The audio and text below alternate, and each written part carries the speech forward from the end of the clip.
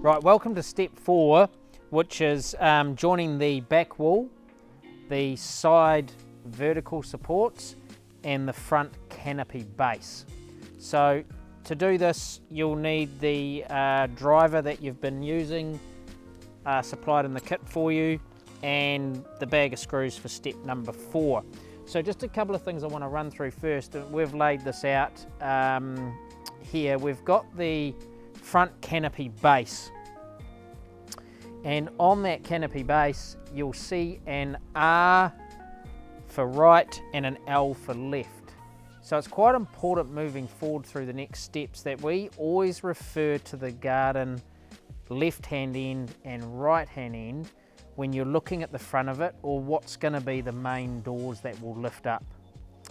So on the front canopy base, as I said, we've labelled that for you, and also the vertical supports all ready to go. And you'll notice on the front of them we've labelled an R for right, and the other end exactly the same, an L for the left. And it is also the end that has a bracket on there that we're going to use later on. Now with regards to the back wall, we've just laid this down on the polycarb on the grass. Again, we've labelled the bottom of the back wall R for the right hand end and the L for the left hand end. So there's actually only 4 screws required to complete this step. So I'm going to grab those out now.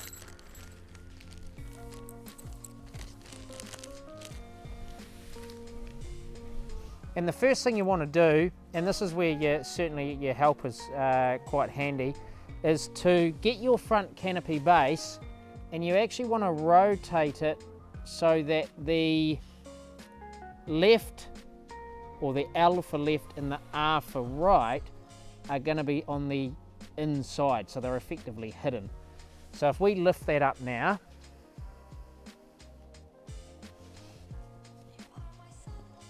like so, and that sits along the front of your garden.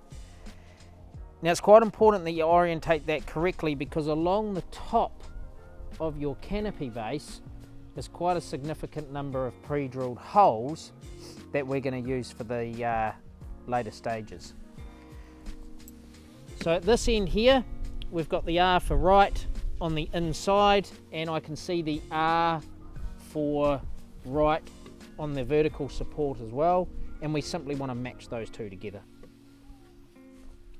And just as you did with joining the garden base, is I like to get that screw just poking through the other side of the hole, just poke it out there, and then line up the pre-drilled hole. And it is slightly, this screw slightly offset, and the reason for that is that we've got a large number of other screws going into this area later on. So you just simply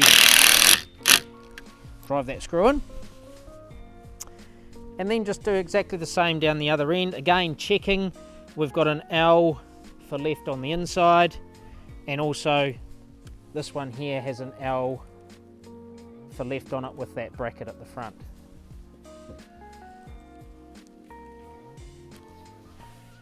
Again, just feed that screw so it's just coming through, line up the pre-drilled hole, and screw that off. Once you've done that, it is kind of a good idea just to make sure that this will rotate or pivot a little bit. I just like to make sure it's sitting on top of your garden base. We will line it up in a minute with the back wall. Make sure it's flush with the outside edge. Now what we're going to do is the back wall. So again, L for left, R for right on the bottom of the back wall, and you simply lift that up, sit it up onto the back of your garden base. So with regards to the polycarb, we've just left some of the screws out which we're going to fit soon, And the reason for that is it allows us access to some of these pre-drilled holes to actually put the canopy together. So again, same process, just feed that screw through, and you can just pull the back wall back a little bit, just out the other side, line up the pre-drilled hole and screw that off. And then just do exactly the same at the other end.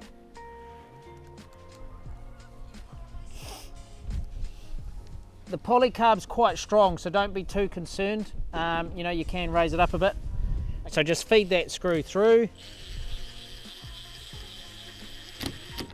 the other side, and just again line up the pre-drilled hole and screw that off. And now that back wall should sit there quite nicely by itself. And now you're ready for step number 5.